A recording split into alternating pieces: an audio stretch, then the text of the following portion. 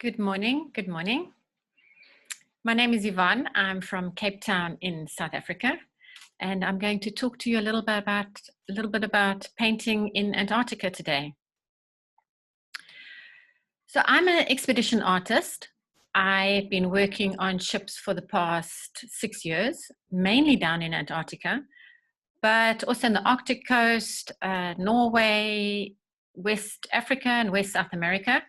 So it's a job that I absolutely love. I'm passionate about it. I work with the most fantastic people, be it the expedition staff or the crew on board, the captains, and I just absolutely love my job.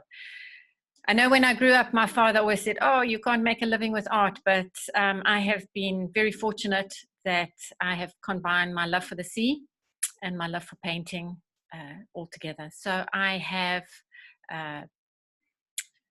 I've got a diploma in art, in recreational art, and part of an associate of the Watercolor Society of South Africa. And I've been teaching quite a bit and offering art retreats all over South Africa as well. But painting in Antarctica it was a dream come true. So absolutely fantastic experience. So my main job on board is to offer workshops on the sea days.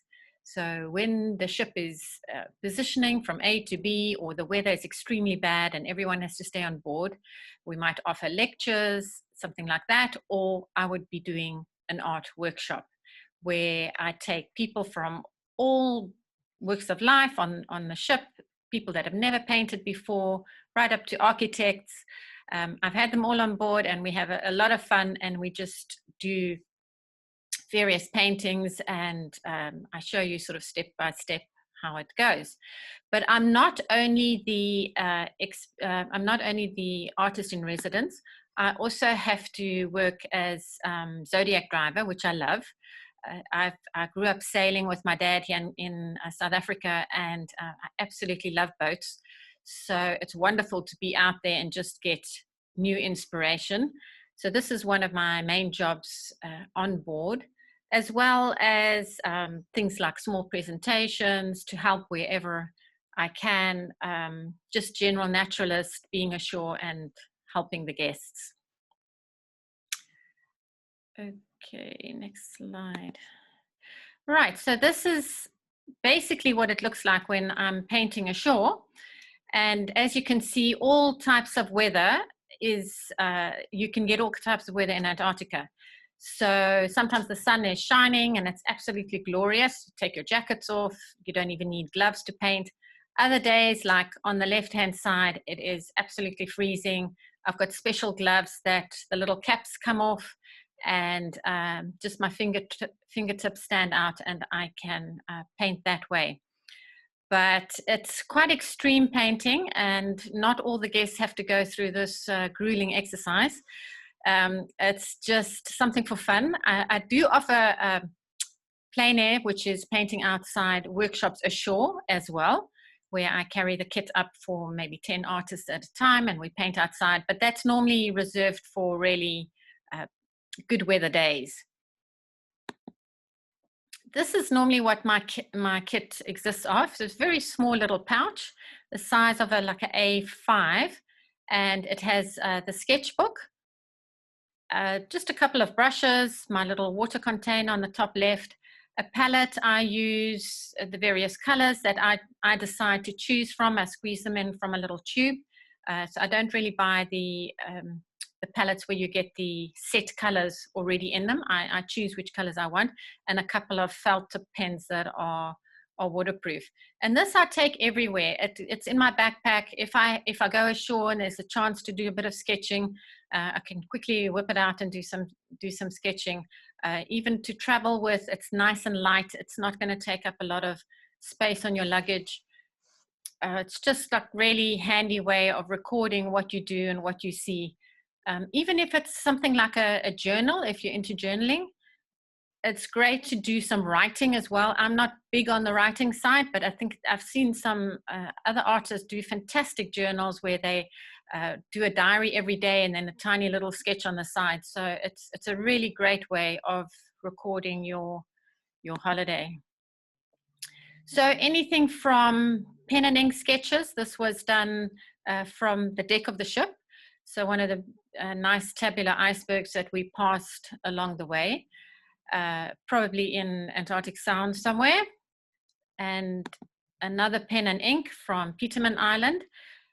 It's just, if I don't always have time to add the color, or maybe it starts snowing a bit and the color could be washed out, I tend to just stick to pen and ink. But most of my paintings in my sketchbook are with watercolor.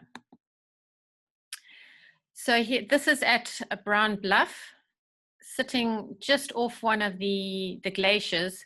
The wind was sort of howling around me, but luckily from the back, so I was nicely protected.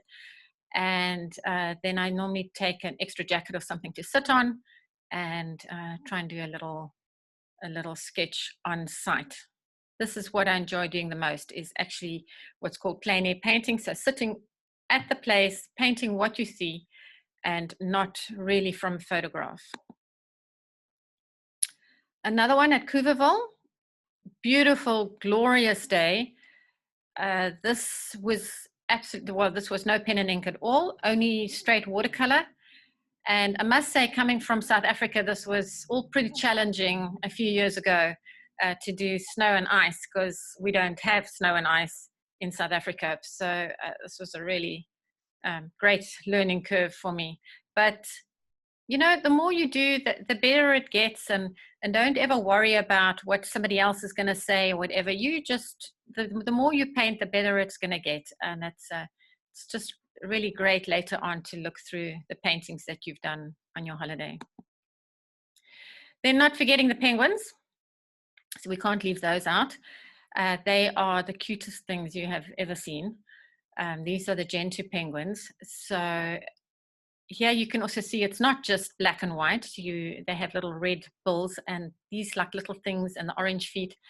They sometimes really make a painting. It's just that little touch of color here and there. It just lets you zoom in on the particular focal point. But these guys, you can sit and watch them all day. They will walk past you. They are actually so curious. Sometimes if you sit still, they'll come right up to you, and great opportunities for a bit of painting. Also the chinstraps, one of my favorite, because they've got, they can be really, really cheeky penguins, but they've got real characters and certainly know what they want. They've got these great big pink feet. Lovely, lovely little penguins. But as I said, not all black and white. There are so many fantastic colors out there. The turquoises, the greens, the sea greens, the jades, indigos, ultramarine blue, cobalt blue. It's just absolutely wonderful. And then of course these albatross are always soaring around the back of the ship, and fantastic to watch, or just to sit at the back of the ship and try and do a few sort of sketches as they whoosh past, and then you can do a watercolor or a painting of it later on. Here I've actually used a bit of salt. So you wet your painting, you drop some salt onto it, and it just makes the most wonderful abstract designs. Again, some gentoos with a little red tip on the beak, and quite a flattish, calmish day with wonderful reflections. Sitting on a piece of ice that had broken off the shelf. And we cruised along very slowly, switched off the engine, just glided by, and they were happy just to be preening themselves and just carrying on with their life.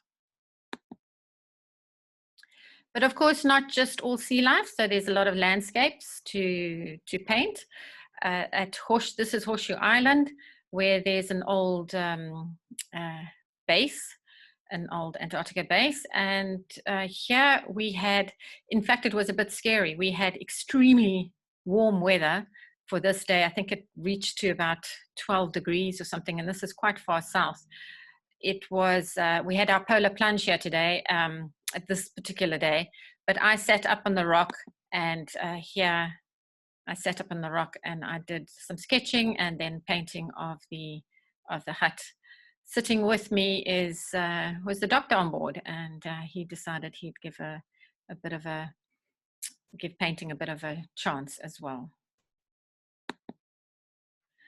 Deception Island, one of the highlights as you go to Antarctica. These are in the South Shetland Islands. And there's a fantastic viewpoint. It's called Neptune's Window that you can hike up to. And on the left, you can see the bit of a sketch that I do first. And if there is time, I might add color or not, or add the color again later on. But you'll see that it's a little book, and I use a clip to keep the pages from fluttering in the wind. So that was something that was not on my slide with all my equipment. I always have 2 clips and this elastic just to prevent the paper from fluttering around and tearing off if there's a bit of a breeze. But there you can see my gloves, and it was a pretty chilly day. So now I'm going to talk a little bit about the art tuition on board. This is when we have the sea days, and we normally arrange tables. Every table gets a palette, and a few people share that palette with paint in. There's cups of water and paper and brushes, pencils, everything that somebody would need. So what I normally do is I give a bit of a demonstration first. So I show people what we're going to be doing, whether it's a landscape, a penguin, or whatever, something, a seal, a whale. I have a lot of images that are already printed, so people can take either from their own computer, their camera, or the images that I've printed. Then we do the drawing first, and then I do the demonstration on the watercolor, what to do and how to do it, and then people get on with their work. And then I would go round and round and give everybody advice and help, and wherever it's needed. So this is now a little bit of a demonstration in time lapse. It's, first of all, I did put the water down, then added some color. So this is called a wet on wet. And you just add stronger and stronger colors, and the black thing you see on the side coming in, that's my hairdryer that I just use for a little bit quicker drying. But as the paper dries, you add in a bit more details. The white paint is actually gouache, and that just gives a little bit of lights back to the watercolor. And then I normally come in afterwards with a little bit of felt tip pen or a calligraphy pen. It has a thick and a thin edge, just to add a little bit of detail. And that is basically the basics of a wet on wet watercolor with just a little bit of detail. Here you can see the end product. So I did on the brown paper, I did the sketch on shore, and then later on I came and did a little watercolor while I was on board, and the video is just to show you how it was produced. This is some students' work. They can do, as I said, whatever they like, whichever penguins they've seen, using from their own photographs. So this is them all busy getting going. There's an image that the artist is using on the left, and she's just decided to take one specific item out of that image and to paint that gentoo penguin. Here again, just showing what we use for mixing. It's all very nice and clean and neat. No oils, no terps, nothing, just good old watercolor.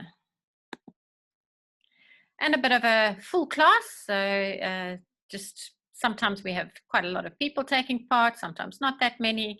It's just as everyone wishes. If you feel like taking part a little bit, you take part. It's actually incredible how quickly the time flies when you're busy like this.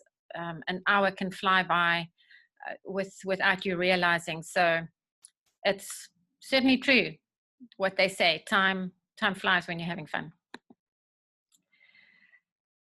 Now this is another little video just of my small A5 sketchbook or watercolor book. Just a few of the paintings that I've done. while ashore.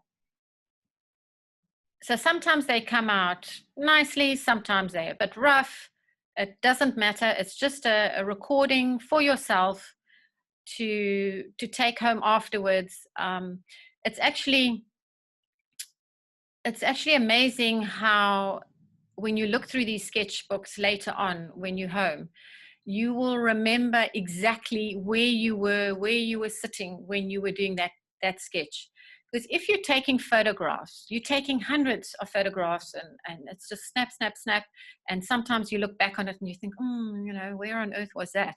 But if you're sitting down doing a sketch or a painting while you're on the site, you remember every single detail. So 3-4 years later, you can look through your sketchbook and you will remember exactly where you sat, what the temperature was, if it was howling or sunny, whatever, what was happening around you, because you're observing all the little details that you might not do when you are